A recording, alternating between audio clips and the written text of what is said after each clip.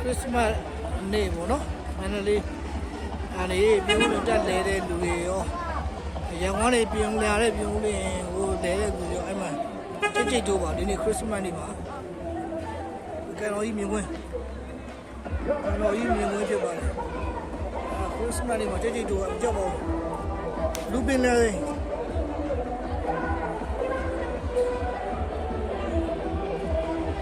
Christmas ဒီ Christmas နေ့မှာပြုံးလင်းကန်တော်ကြီးမှာအခုလိုလူတွေကြိတ်တို့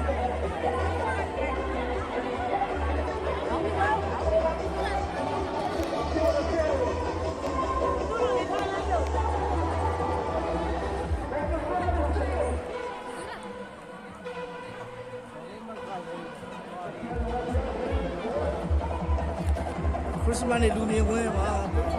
ကန်တော်ကြီးတော့မှာပါ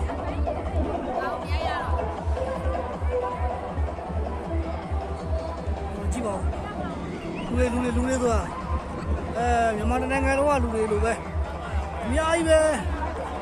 တော့ကန်တော်ကြီးအကျယ်ကြီးတော့ပြည့်ညက်နေပါ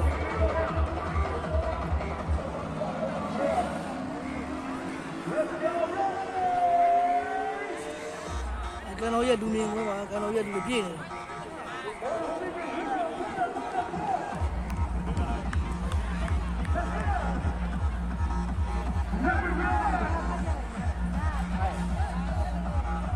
ကြည့်ပါပြုံးနေကြလို့ရ